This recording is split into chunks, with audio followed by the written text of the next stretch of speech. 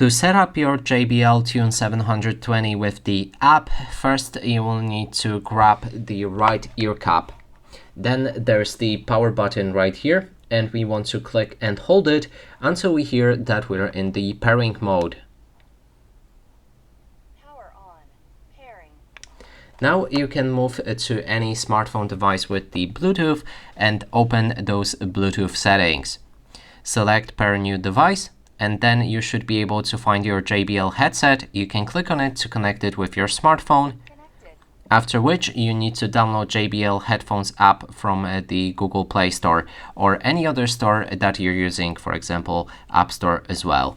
Just look for the JBL headphones. It looks like this. Open the app, and then instantly you should be able to find your JBL Tune 720. You can click on them and customize a different settings.